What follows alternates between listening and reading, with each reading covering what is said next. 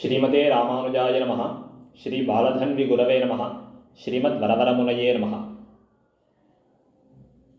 ஆண்டாள் அருளிய திருப்பாவையில்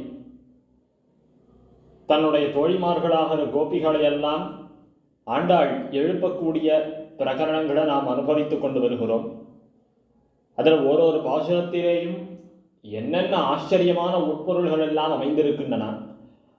அதிலே ஆண்டாள் எழுப்புகிற கோபிமார்களாக காட்டப்படுகிற ஆழ்வார்கள் யாவர் என்னெல்லாம் நாம் அனுபவித்துக் கொண்டு வருகிறோம்.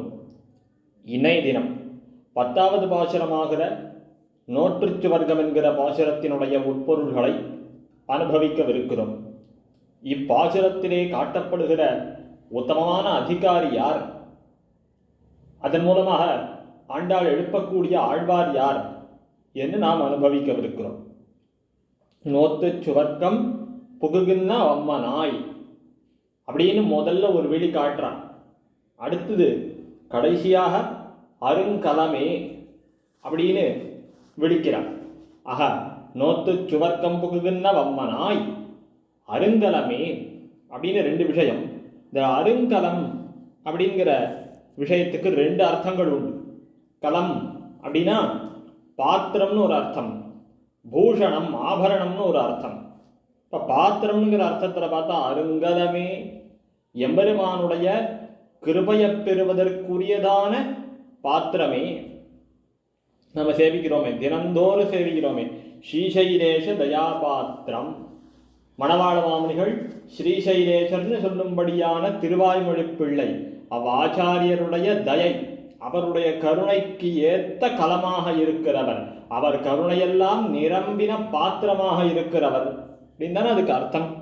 இப்போ கலம்னா பாத்திரம், எம்பெருமானுடைய கருணையை பெறுவதற்குரிய பாத்திரம் போன்னவளே அப்படின்னு அந்த கோபிகையை கூப்பிடுறா ஆண்டாள். அடுத்து பூஷணம் அப்படின்னு வச்சுட்டோன்னா அருமையான பூஷணங்களை எல்லாம் போட்டுருக்கிறவளே, இந்த பூஷணங்களாலே நம்முடைய அந்த ஆய்ச்சிகளுடைய கோஷ்டிக்கே சோபையுண்டாகும்படியாக இருக்கிறவளே. இவ்விடத்திலேயும் இந்த முதல் பாசுரத்தில் பார்த்தா போலே நேரிழையீர் அந்த விடத்திலே அந்த ஆத்ம பூஷணங்கள்ங்கிற விஷயத்தை பார்த்தோமே, அதையே அர்த்தமாக கொள்ள வேண்டியது. ஆச்சாரிய ஹிருதயத்தில் நாயனார் சொல்றாரே, பராவர குருக்கள் பூட்டும் ஆத்மபூஷணங்கள். பராவர குருக்கள், பரகுரு அவரகுருன்னு 2 பேர். பரகுருவாகிறவர் நமக்கு பஞ்சசம்ஸ்காரங்களை பண்ணி திருமந்திரம் ரகசியத்திரயங்களை உபதேசம் பண்றவர். அவரகுருங்கிறவர் ஞானாச்சாரியன், நமக்கு காலக்ஷேபாதிகளை எல்லாம் பண்ணி ரகசிய கிரந்தங்களை எல்லாம் நமக்கு போதிக்கக்கூடிய ஆச்சாரியன். இப்ப 2 பேருமே உபகாரக ஆச்சாரியர்கள். அவ நமக்கு இதையெல்லாம் பண்ணி என்ன பண்றார்கள், பராவர குருக்கள் பூட்டும் ஆத்ம பூஷணங்கள், இவையெல்லாம் ஆத்ம பூஷணங்களை நமக்கு கொடுக்கிறார்கள். இப்படிப்பட்ட ஆத்ம பூஷணங்களை உடையவளே, இது ஒரு அர்த்தம். இப்படி அருங்கலமேங்கிறதுக்கு 2 அர்த்தம். இப்போ அடுத்தது முதல்ல இருக்கிற விழிக்கு வரலாம். நோத்து சுவர்க்கம் புகுகின்ற வம்மனாய். நோற்று சுவர்க்கம் புகுகின்ற வம்மனாய், எவ்வளவு ஆச்சரியமா கூப்பிடுற ஆண்டாள். நாங்கள்லாம் நோன்பு நோத்து கண்ணனை அடையலாம் அப்படின்னு பார்க்கிறோம். அதுக்கு ஒரு நல்ல காலம் அமைஞ்சது, மதி நிறைந்த நன்னாள். அதனால எல்லாரையும் கூட்டிட்டு போகலாம்னு திருவாய்ப்பாடியில் இருக்கிற 5 லட்சம் குடிப்பெண்களையும் கூட்டின்னு போகலாம் அப்படின்னு நான் உங்காத்து வாசலுக்கு வந்து நின்னா, நீ தூங்கிட்டு இருக்கிறது எப்படி இருக்கிறது தெரியுமோ? நீ எங்களை மாதிரி இனிமே நோன்பு நோற்க வேண்டாமல் ஏற்கனவே என்னைக்கோ நோத்து விட்ட நோன்புக்காக இன்னைக்கு ஆனந்த அனுபவம் பண்ணிட்டு இருக்கிறா போலன்னா இருக்கு. இப்ப தனியா கண்ணனோடு கூட பெத்தாயா, இப்ப ஏற்கனவே உனக்கு அந்த ஆனந்த அனுபவம் கிடைச்சிடுதா அப்படின்னு புகழ்ந்து சொல்லும்படியான வார்த்தை. நோத்து சுவர்க்கம் புகுகின்ற. உடனே என்ன கேட்கணும் நம்ம, இல்லை நோத்து இவெல்லாம் கண்ணன் அடையணும் அப்படின்னு பார்க்கிறார்கள். தென்ன சுவர்க்கம் புகுகின்ற, ஸ்வர்க்கத்துக்கு போறதுக்கு இவள் என்ன நோன்பு நோத்தாள், அது ஆனந்த அனுபவம்னு ஆண்டாள் ஏன் கொண்டாடுறான். இப்போ கொஞ்ச நாள்ல வைகுண்ட ஏகாதசி வரப்போகுது. நம்ம ஸ்ரீவைஷ்ணவாள்லாம் உடனே நிறைய பேருக்கு சொல்ல ஆரம்பிப்போம், இது ஸ்வர்க்க வாசல்னு சொல்லாதீங்கோ, இது பரமபத வாசல் வைகுண்ட வாசல்னு சொல்லுங்கோ அப்படின்னு சொல்றோமா இல்லையா? அதுக்கு அர்த்தம் வேற. ஏன்னா அது பரமபதம் அப்படின்னா திரும்புகாலே வர்றதுக்கு இல்லாத ஒரு லோகத்தை பத்தி சொல்லும் போது ஸ்வர்க்கம் ஏதோ சுகானுபவம் பண்ணிட்டு அப்புறம் க்ஷீணே புண்ணிய மத்திய லோகம் சந்தின்னு வந்துட்டு சேர்ந்துட போற லோகத்தின் பேரையா சொல்றது அப்படிங்கிறதுக்காக சொல்றோம். ஆனா இந்த இடத்துல ஆண்டாள் ஏன் ஸ்வர்க்கம் அப்படின்னு சொல்றாள்னா, ஏற்கனவே தூமணி மாடத்து பாசுரத்தில் நேற்றைய தினம் பார்த்தோமே. என்ன பார்த்தோம்? ஆண்டாள் சாட்சாத் ஸ்ரீ மகாலட்சுமியானவள் அப்படின்னு பார்த்தோமோ இல்லையோ. அந்த ஸ்ரீ மகாலட்சுமி தானே ஸ்ரீராமாயணத்துல பெருமாளை குறித்து ஒரு வார்த்தை சொல்றாளே. சீதை என்ன வார்த்தை சொன்னாள்? யஸ்த்வயா சஹசஸ்வர்கோ நிரயோ யஸ்த்வயா வினா. ஸ்வர்க்கம் நரகம்னு ரெண்டு விஷயங்கள் இருக்கே. நாமெல்லாம் என்ன சொல்றோம்? ஸ்வர்க்கம்னா எப்படி இருக்கும்? தேவேந்திரன் ஒருத்தர் இருப்பார், நிறைய தேவதைகள்லாம் இருப்பா, அப்சர ஸ்திரீகள்லாம் இருப்பா. நம்ம டெஃபினிஷன்லாம் இப்படி தான் இருக்கும். சரி, நரகம் எப்படி இருக்கும்? யமன் ஒருத்தர் இருப்பார், ராட்சசர்கள் மாதிரி நிறைய பேர், பூதகணங்கள் போற நிறைய பேர்லாம் இருப்பா. அவளால் நம்மளாலாம் தண்டிப்பா. இதெல்லாம் நம்ம சொர்க்க நரகத்துக்கு கொடுக்குற டெஃபினிஷன்ஸ். ஆனால் பிராட்டி என்ன சொன்னாள் தெரியுமோ? யஸ்த்வயா சஹச ஸ்வர்கா. பெருமாளே, உன்னோடு இருக்கப்பெற்றால் அது ஸ்வர்க்கம். நிரயோயஸ்த்வயா வினா. நிரயம்னா நரகம், நீர் இல்லைன்னா அது நரகம். அயோத்தியின்னு அந்த பெருமாளுடைய ராஜ்யத்துக்கு பேரோஜு. அயோத்தியங்கிறது ஸ்ரீவைகுண்டத்தினுடைய பெயர், யாராலும் ஜெயிக்கப்பட முடியாத ஊர்.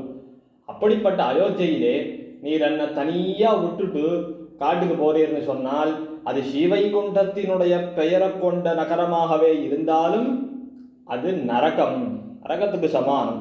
இல்லை உம்மோடு நான் காட்டுக்கு வந்தேன்னு சொன்னா, நம்ம சொல்றோமே தண்ணி இல்லா காடுன்னு சொல்றோம் இல்லையோ, அந்த மாதிரி தண்ணி இல்லா காடா இருந்துட்டுனா கூட அது ஸ்வர்க்கம்.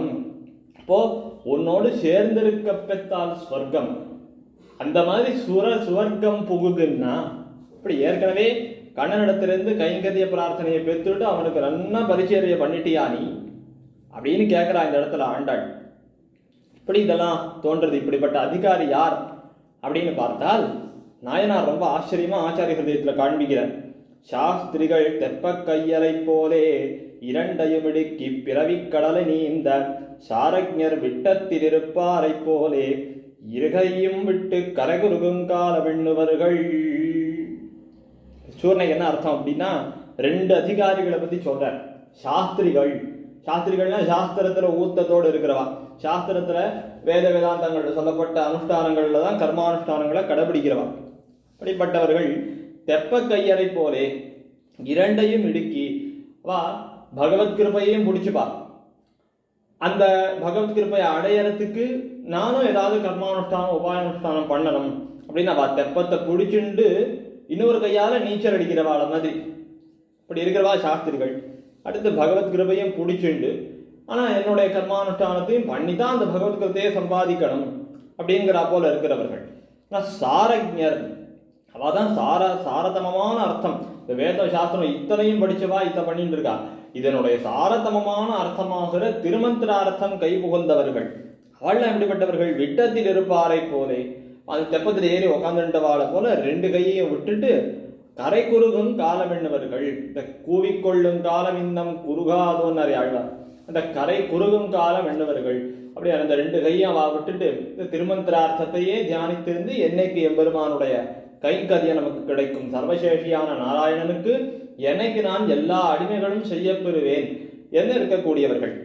அப்படிப்பட்ட அந்த சாரஜர்னு சொல்லப்பட்ட அதிகாரிகள் தான் நோத்து சுவர்க்கம் புகுகின்ற வம்மனாய் என்ன ஆண்டாளால இவ்விடத்திலே அழைக்கப்படுகிறார்கள் என்று காஞ்சி சுவாமி ரொம்ப ஆச்சரியமா காண்பிச்சிருக்கார். இப்பாசுரத்தாலே முதலாழ்வார்களிலே மூன்றாமவரான பேயாழ்வார் அவர் தான் எழுப்பப்பட்டிருக்கார். இப்படி கடைசியில பின் வரிசையால் இப்படி வந்துட்டு இருக்காளோடு ஆண்டாள். இப்படி பார்க்கிற போது இந்த 10வது பாசுரத்தாலே ஆண்டாள் துயிலுணர்த்துவது பேயாழ்வாரை. முதலாழ்வார்கள் 3 பேரும் ஓடி திரிந்து கொண்டிருந்தார்கள். அவர்கள் ஒரு மழைக்காலத்திலே ஆயனாருடைய சங்கல்பத்தினால திருக்கோவலூர் இடகழிக்கு வந்து சேர்ந்தார்களோ இல்லையோ. அப்படிப்பட்ட அந்த பேயாழ்வார், இந்த முதலாழ்வார்கள் சரித்திரம் எல்லாருக்குமே தெரியும். இப்படி பொய்கை ஆழ்வார் முதல்ல வந்து மிருகண்ட மகர்ஷியின் ஆசிரமத்தின் இடைகளில வந்து படுத்துண்டார். பூதத்தாழ்வார் அடுத்தபடியாக வந்தார். 2 பேர் அமர்ந்து கொண்டார்கள். கடைசியா பேயாழ்வார் வந்தார். அந்த பேயாழ்வாரோடு 3 பேர் நின்று கொண்டார்கள். ஆயனாரும் பூங்கோவல் நாச்சியாரும் வந்து நெருக்கிறார்கள். இப்படி திருவந்தாதிகள் அவதரித்தனா. வையந்தகடியான ஒருத்தர் விளக்கேற்றினார், அன்பேதகடியான பூதத்தாழ்வார் விளக்கேற்றினார். அடுத்து இந்த 2 ஆழ்வார்கள் ஏத்தின விளக்குல பேயாழ்வார் எம்பெருமான கண்டு கொண்டார், திருக்கண்டேன்னார். இவ்வளவு பெரிய சரித்திரத்தை டக்குன்னு சொல்லி முடிச்சிட்டேன். இப்போ இப்படிப்பட்டதான இந்த முதலாழ்வார்களுடைய சரித்திரமானது அமைந்திருக்க, இதுல பேயாழ்வார் எவ்வளவு மிகச்சிறந்த ஒரு ஆச்சரியமான ஒரு செயலை செஞ்சவர் அப்படின்னு பார்த்தோமே. ஆனால் வாசல் திறவாதார், வாசல் திறவாதார், ஏன்னா இவர் தான் வாசலே திறக்கலையே. ஏன்னா பொய்கை ஆழ்வார் வந்தார், பூதத்தாழ்வாருக்கு இடம் கொடுத்தார், இவர் வந்தார், அவரும் இடம் கொடுத்தார், வாசலை திறந்து இடம் கொடுத்தார். 3 பேர் நிக்கிற அளவுக்கு தானே இடைகள். அதனால இவர் யாருக்கும் வாசல் திறக்கல, எம்பெருமான் தானே வந்து சேர்ந்தான், அது வேற விஷயம்.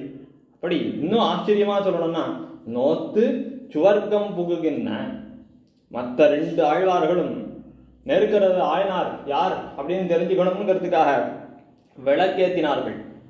இவர் அந்த மாதிரி எதுவுமே பண்ணல. இவா 2 பேர் ஏத்தின விளக்குல இவர் பெருமானை சேவிச்சுட்டேனே பாசுரம் பாடிட்டார், இவர் தனியா விளக்கேத்தல. அதனால இவர் நோத்து சுவர்க்கம் புகுகின்ற வம்மனாய் என்று சொல்லும்படியான அப்படிப்பட்ட அதிகாரியாக இருக்கிறார்.